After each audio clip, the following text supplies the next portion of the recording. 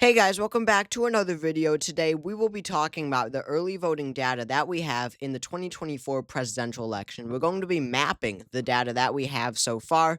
So we do have the registration of the parties of the ballots that have been returned through mail and the actual in-person or the early in-person ballots cast so far. We have, which parties are voting, and that is extremely important. We don't exactly have the results of who's winning these votes, what the margin actually looks like. However, of course, party registration is extremely important. So, for example, we'll go to my home state of Connecticut.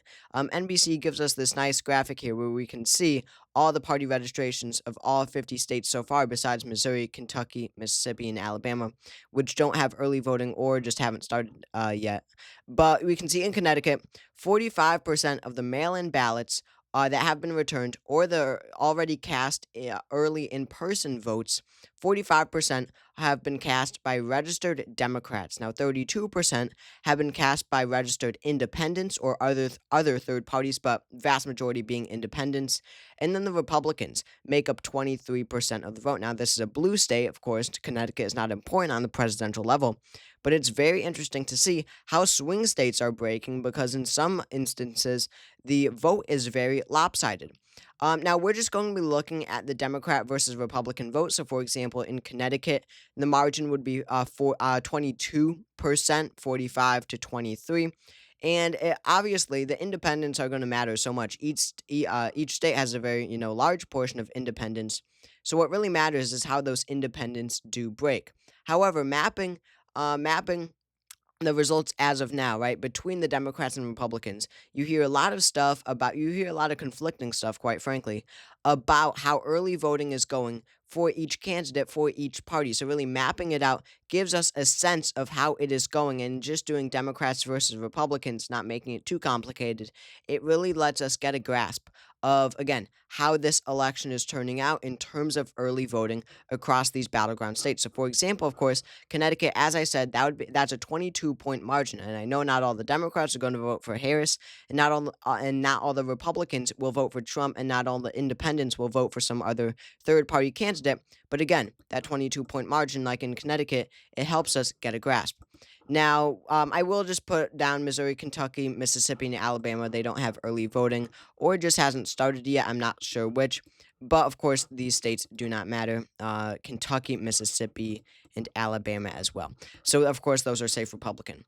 So, we'll go in alphabetical order, and then we'll leave the swing states for the end. Or we could do actually just the more safe states that we don't need to worry about. Like, for example, Washington, you can see the margin between Democrats and Republicans is currently 18% or something.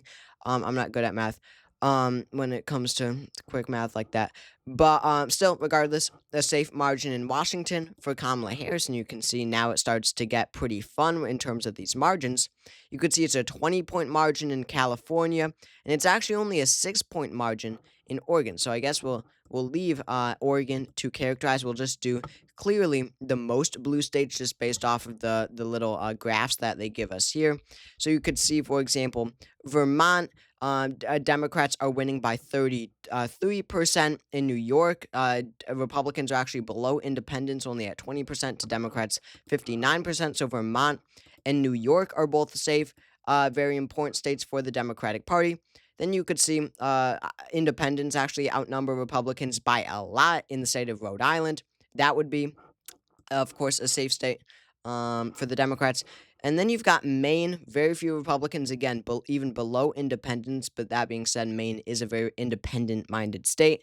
So Democrats with the clear upper hand in Maine at large.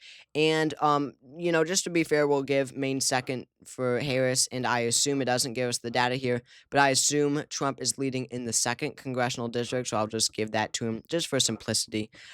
You've got Delaware, Maryland, New Jersey, all three of which are safe Democratic at this point. Maryland, Delaware, New Jersey. And then you actually head over to a huge one. Now, here is a shock that should get a lot of attention. The state of Pennsylvania. Democrats currently have returned 60% of the votes, Republicans at just 30%. Whatever Democrats have done in the state of Pennsylvania with their early voting, mail in balloting, ground game, that has been extremely successful. Democrats outnumber Republicans in early votes 2-1. That's historic. That's a 30-point margin. That's more than New York, or not exactly New York because of the independence, but that's almost as much as Vermont. That's more than Washington. That's way more than Oregon. These safe blue states. Hey, it's more than California. It's 10 points more than California. The margin in Pennsylvania is absolutely outstanding for Democrats. They should be ecstatic about that. And a 30-point margin is, of course, a safe Democratic state. You've got DC, that's safe as well. Massachusetts is interesting because independents actually outnumbered Democrats and Republicans both by a lot. 58 for independents, 34 for Democrats, only 8% for Republicans. So Massachusetts is safe for the Democrats regardless. You've got Illinois. Of course, Democrats with a clear advantage, 55-37. That's an 18-point margin there in Illinois, another highly populated state. You head over, let's see, that might be it. We might add some more. You've got Virginia, which is that 12-point margin does make it a likely state. So now we'll move on to safe Trump states. He has quite a few as well, of course. These rural areas that we know he's going to win by a safe margin, like North Dakota, Montana, Idaho, Utah, Wyoming, South Dakota. We'll just go through all of them. Nebraska as well, of course. This red wall of battlegrounds, not battleground states. This red wall of swing states. Oh my! Can I stop? I don't know. I'm just speaking nonsense. These red wall of Midwestern states. That's the word I'm trying to look for. You've got Kansas is safe as well. Oklahoma is safe as well. We will characterize those, as well as Arkansas, and Louisiana. Not Louisiana, excuse me. But Arkansas is a safe GOP state.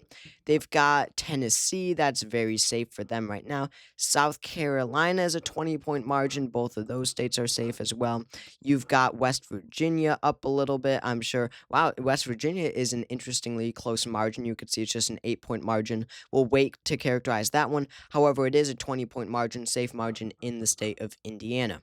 Now, I don't believe Ohio would be safe. No, definitely not, based off that graphic that they give us. And we might add some more throughout this, but right now I don't think so. But Alaska actually is just over. It is just a 16-point margin, just making it over a safe state for the Republicans. That's also an interesting call. I don't know. I just expect more Democrats to vote early in Alaska for some reason. So after safe states, again, this is just based off of early voting. After safe states, Harris and Walz are at 191 electoral votes. Trump and Vance are at 114. We'll now move on to likely states. So, likely states are 5 to 15% margins for each respective candidate, so a bit closer. But we generally know how they're going to vote, and whatever. Come election day, these shouldn't. Most of these, there will be a few surprises, but for the most part, these won't go the other way than we think. But again, this is all mail-in and early voting, so take it with a grain of salt. These results can be very skewed for different reasons. So 5 to 15% margins for each respective candidate. Well, you've got New Hampshire, which is a 6-point margin for the Democrats, just over that 5% margin to make it a likely state for them. Again, New Hampshire is likely blue. You've got Virginia, as I brought up earlier. That's currently a 12-point margin for Democrats. That is what they like to see in Virginia. Biden only won it by 10 points in the last election, so they are gaining a little bit so far. So Virginia is a likely state as well. You head up to Michigan, and this is almost a safe state as well, but just under 15 points. It is a 14-point margin right now for Dems in Michigan. Does make it a likely state for them. Still an outstanding performance so far, just like Pennsylvania, for Democrats in early voting in Michigan. I mean, that's extremely important. Pennsylvania and Michigan are important. When you look at the polling, for example, in Pennsylvania, it's extremely close. I actually think Trump is ahead in the 538 average, if I could find Pennsylvania here. Yes, he is. He's ahead by 0.4%. So to see margins like this, that 30-point margin in Pennsylvania, and then you head over to Michigan, which is currently a 0.4% margin for Harris, those are the numbers she likes to see. A 14-point margin in the early voting in Michigan 30-point margin in Pennsylvania. I think that she has both these states locked down. That is just my personal opinion as of now, though. You head over to Minnesota is actually a safe state. You can see it is a 25-point margin, very wide margin. Democrats should feel good about that. They're in Michigan. I forgot to characterize. I'm sorry, Minnesota. I don't know if I said Michigan before. You've got Oregon, where Democrats are ahead by 7%. That is a little closer than you'd expect. Biden won it by 16 points. So that is a strange case there, strange situation there in Oregon. Now let's move on to the state of Colorado. Honestly, this could be a safe state, but Colorado, one of the most independent states in the nation, you could see independents outnumber Democrats and Republicans by well, they have 40% of the vote. Democrats have 31, Republicans have 29. But Colorado is actually not likely for the Democrats. It's a 14-point margin, another 14-point margin in New Mexico, same as Michigan, just under safe characterization. There You've got Hawaii, that's a safe margin. I forgot to characterize it for Harris there in Hawaii. So now we'll move on to some likely Trump states. So you've got, of course, Ohio. Ohio is currently a 7-point margin for Trump, basically in line with the 8 points he won it by in 2020. So that Democrats doing a bit better than 2020. So far in the early voting, that is basically what you'd expect. So 7-point margin there in Ohio. Then we've got a real shocker here that I brought up before. West Virginia, only an 8-point margin for Trump so far in the early voting. Now, when you look at the 2020 result, Trump won the state by 39 percentage points. So, of course, if this was at all true, that 9-point margin that did at all hold up on election day, we'd be looking at a very interesting, unique, unexpected scenario coming out of West Virginia. Looking at the rest of these states, not entirely confident that Trump even has any more, but I know he does have Louisiana. That's a 9-point margin there in Louisiana. That's another surprise. He won it by 19 points in the last election, so to see a 10-point reduction so far, that would also be very odd and interesting. You've got Florida. When you go down to Florida, bad result for a Democrat so far in Florida because they typically do very well with the senior citizens in early voting senior citizens, which are make up a large population of Florida and break heavily for the Democrats. They typically they always vote early and by mail, of course, for obvious reasons. And so Democrats should be winning here as of now, but they are not. Democrats are down by 8 points there in Florida, so this would result in an 8-point victory for Trump there in Florida.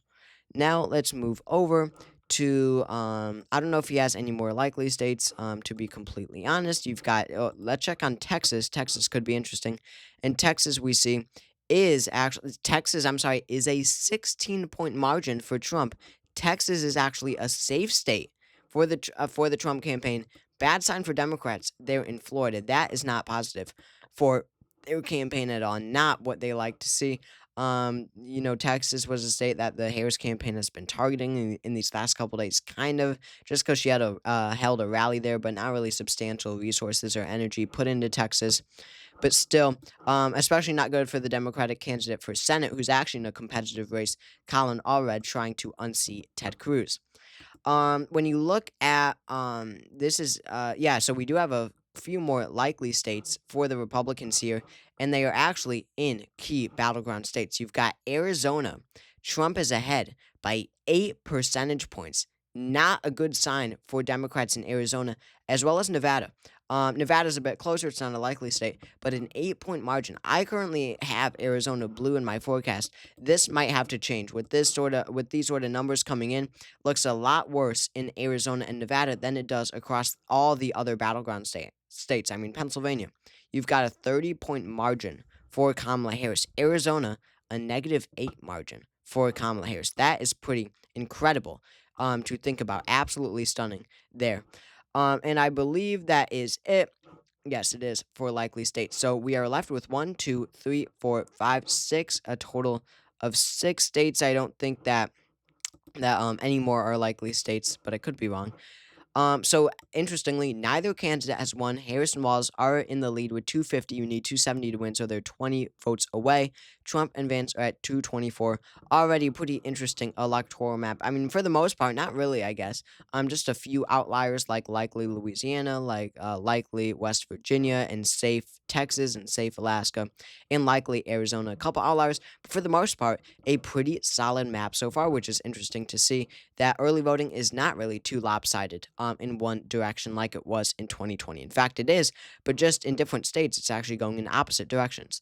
So we will start, we'll just go from west to east now to make it more interesting. So in Nevada, Donald Trump does have the lead. This one is getting increasingly close with new ballot dumps from Clark County. However, Republicans are still in the upper hand position.